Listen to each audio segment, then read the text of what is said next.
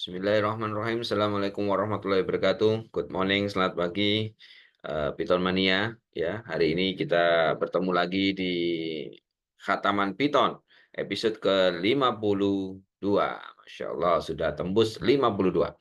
Baik, kita langsung memasuki Capture 12, jadi bab yang ke-12 ya dari buku yang kita khatamkan, yaitu buku karangan Daniel Y. Liang, yaitu Introduction to Programming Using Python.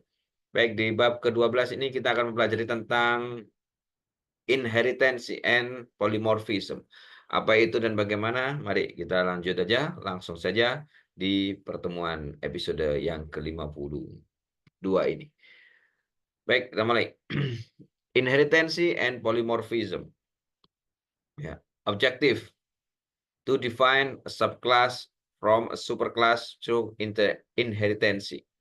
Jadi inheritance itu pewarisan dan juga polymorphisme. Itu bentuk banyak, polymorphisme dalam bentuk yang berbeda-beda, bentuk banyak ya. Tujuannya adalah yang pertama di bab ini 12 kita akan to define a subclass from a superclass to inheritance. Jadi kita akan mendefinisikan subclass dari superclass itu melalui inheritance. Artinya melalui pewarisan. Yang kedua kita akan membahas tentang to override method in a subclass. Jadi mengganti metode dalam subclass. Dan juga to explore the object class and its method. Dan juga menjelajahi kelas objek. Ya, kelas objek dan metode-metodenya. Kemudian to understand polymorphism and dynamic binding.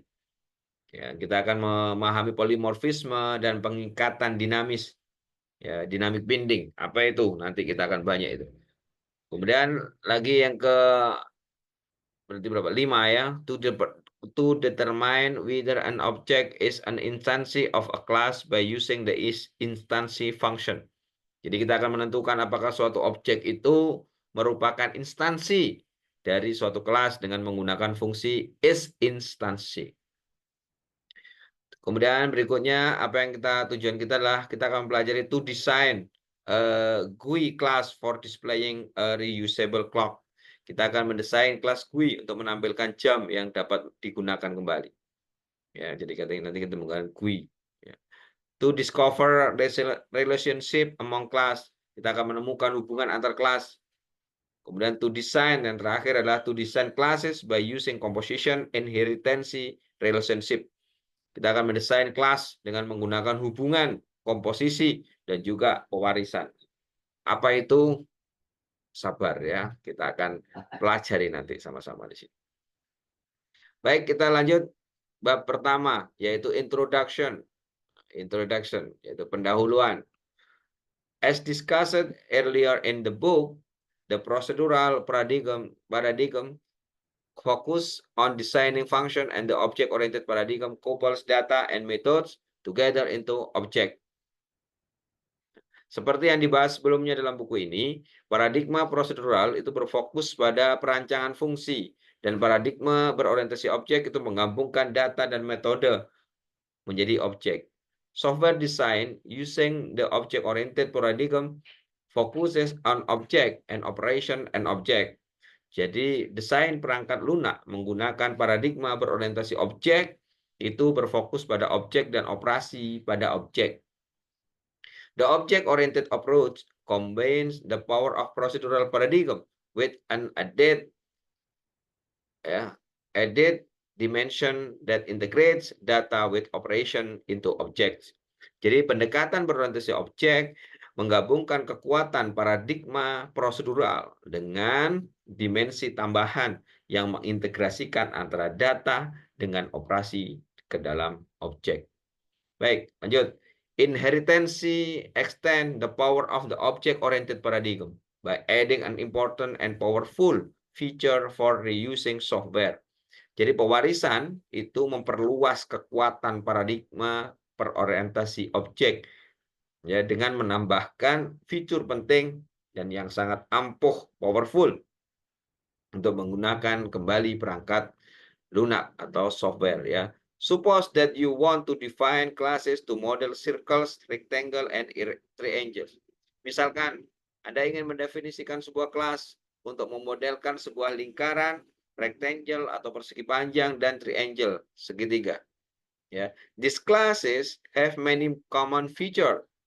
Ya, what is the best way to design these classes to avoid redundancy and make the system easy to comprehend and maintain? The answer is to use inheritance.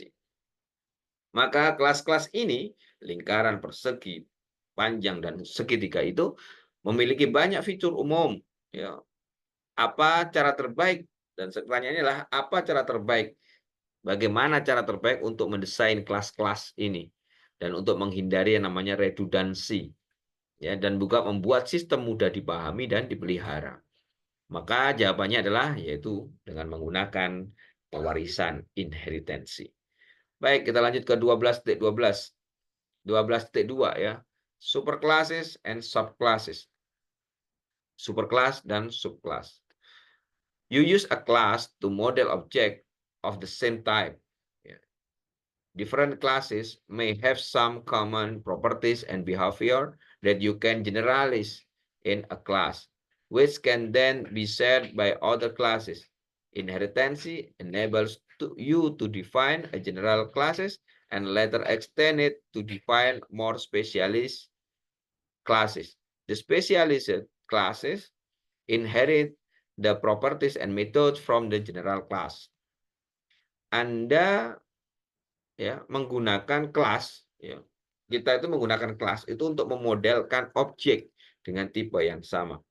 Kelas berbeda jelas memiliki beberapa properti dan perilaku umum yang dapat kita generalisasi dalam suatu kelas. Ya, yang kemudian dapat dibagikan oleh kelas yang lain. Inheritansi, pewarisan, memungkinkan Anda untuk menentukan kelas umum dan kemudian memperluasnya untuk menentukan kelas yang lebih khusus. Kelas khusus ini mewarisi properti dan metode dari kelas umum.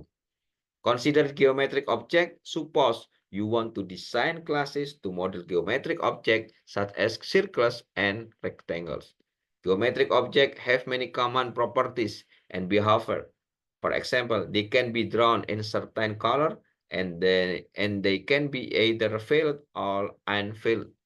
Thus, a general class geometric object can be used to model all geometric objects. This class contains the properties color and fill, and their appropriate get and set method assumes that this class also contains the date created property and get date created and str method. The str method return a string description for the object. Misalkan ada objek geometris, Anda ingin mendesain kelas untuk memodelkan objek geometris seperti lingkaran dan persegi panjang. Objek geometris ini memiliki banyak properti dan perilaku rumus umum, ya, perilaku umum, jadi properti dan metode, ya. Misalnya mereka dapat digambar dengan warna tertentu, mereka dapat diisi atau tidak diisi, dikasih warna atau enggak. Kemudian dengan demikian kelas umum geometrik objek itu dapat digunakan untuk memodelkan, ya, semua objek geometris. Maka kelas ini berisi properti warna dan diisi serta metode get set yang sesuai. Maka kita bisa asumsikan bahwa kelas ini juga berisi properti date created dan metode get date created and str method. Apa itu metode str? Yaitu metode str ini akan mengembalikan deskripsi string untuk objek tersebut. Because a circle is a special type of geometric object, it shares common properties and method with other geometric objects. For this reason, it makes sense to define a circle class that extends the geometric object class. Similarly, you can define rectangle as the subclass of geometric object. Figure 12.1 shows the relationship among these classes. A triangular arrow pointing to the superclass is used to denote the inheritance relationship between the two classes involved. Jadi karena lingkaran itu adalah tipe khusus dari objek geometris, ia akan berbagi properti dan metode umum dengan objek geometris lainnya. Maka untuk alasan ini akan masuk akal untuk mendefinisikan kelas circle yang memperluas kelas geometrik objek. Demikian juga Anda dapat mendefinisikan rectangle, ya, sebagai subclass dari geometrik objek. Gambar 12.1 menunjukkan hubungan antar kelas ini, maka panah segitiga yang menunjuk ke superkelas digunakan untuk menunjukkan hubungan pewarisan antara dua kelas yang terlibat. Ya, oke, nanti kita akan lihat ya. Nah, ini seperti itu. Oke, catatannya. In OOP terminology, a class C1 extended from another class C2 is called a derived class, child class or subclass, and C2 is called a base class, parent class, or superclass. For consistency, this book use the term subclass and superclass. Maka catatan di sini ya, dalam terminologi OOP, kelas C1 yang diperluas dari kelas lain C2 itu disebut dengan kelas turunan, kelas anak atau subkelas atau child class ya, atau subkelas. Dan C2 itu disebut sebagai kelas dasar atau disebut kelas induk ya, atau yang disebut dengan superkelas. Maka untuk konsistensi dalam buku ini nanti akan menggunakan istilah subkelas dan superkelas. Baik. A subclass inherit accessible data field and method from its superclass, but it can also have other data field and method in our example. Oke, kita lihat. Subkelas itu mewarisi file data dan metode yang dapat diakses dari superkelasnya. Tetapi ia juga dapat memiliki file data dan metode yang lain. Dalam contoh kita, kita akan lihat ini contohnya dua. Yang pertama adalah class circle. The circle class inherits all accessible data file and method from the geometric object class.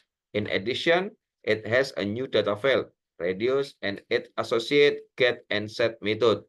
It also contains the get area, get perimeter, get diameter method for returning the area, perimeter, and diameter of the circle. The print circle method is defined to print the information about the circle. Baik, kita lihat di sini bahwa ternyata kelas circle itu mewarisi semua file data dan metode yang dapat diakses dari kelas geometric object. Maka selain itu, ia memiliki file data baru juga, yaitu radius, ya, data radius dan metode get dan set, ya, yang saling terkait di sini. Ini juga berisi metode get area, get perimeter, dan juga get diameter, ya, untuk mengembalikan luas, keliling, dan juga diameter lingkaran. Maka metode print circle itu didefinisikan untuk mencetak informasi tentang lingkaran. Menarik ya. Oke, ini ya. Nah, ini. Jadi ada geometric object, dia punya turunan. Turunannya adalah circle dan rectangle. Nah, beberapa nanti di sini ada metode-metode dari geometric object ini yang digunakan juga sama di sini. Tetapi ada yang dia bisa punya sendiri circle seperti itu ya. Jadi artinya contoh di sini ya tentang dia punya radius, color ya kan seperti ini, color ya kan, color, fillet ya itu kan dua. Itu diambil dari geometric object. Ya, sedangkan yang lainnya dia punya sendiri di sini. Ya, hal yang sama juga, rectangle punya color, punya fillet ya, punya seperti ini. Nah, tapi juga diambil dari sebagian yang ini ya. Jadi dia punya sendiri yang lain itu ada width, height dan lain sebagainya. Baik, sebelum kita menginjak ini kita akan bahas dulu ya ini bawahnya. The rectangle class inherit all accessible data file and method from the geometric object class. In addition, it has the data file width and height and associate get and set method. It also contains the get area and get perimeter method for returning the area and the perimeter of the rectangle. Jadi kelas rectangle ini mewarisi semua file data dan metode yang dapat diakses dari kelas geometric object. Jadi dia menurunkan itu ada color tadi ya sama field. Jadi selain itu ia memiliki field data width dan height dan metode get dan set yang terkait. Nah, dia juga punya width dan height. Ya, dia punya di situ. Kemudian ya ini juga berisi tentang metode get area. Ada metode get area, get perimeter, luas dan juga keliling ya untuk mengembalikan luas dan keliling persegi panjang ya. Oke. Oke, jadi dari sini sudah tahu ya. Jadi gambarannya seperti ini bahwa akan banyak di geometri objek dia diturunkan. Ada beberapa yang mengambilkan pewarisan yaitu color dan field ya, field seperti ini. Nah, ini juga color field diturunkan dari geometric object. Baik baik, sementara itu ya di episode kita kali ini ya, kita akan banyak nanti kita lanjut ke berikutnya karena ini masih panjang ya, masih panjang. Tentang apa itu geometric object ya, bagaimana dalam Python penulisannya. Nah, penulisannya bagaimana dalam Python, nah nanti kita pelajari juga dan bagaimana juga menurunkan itu di Python. Jadi minimal kita sudah konsep teorinya sudah masuk dulu di awal. Baik, tetap semangat belajar Python ya. Perlu energi, perlu effort yang luar biasa memang untuk bertahan. Insya Allah tinggal sedikit lagi kita akan selesai mengkhatamkan buku ini. Kita sudah di halaman 401 ya dari 582. Baik, tetap semangat belajar Python, insya Allah bermanfaat. Ingat bahwa Python itu pemrograman yang mudah, simpel, dan menyenangkan. Terima kasih, saya akhiri. Wassalamualaikum warahmatullahi wabarakatuh.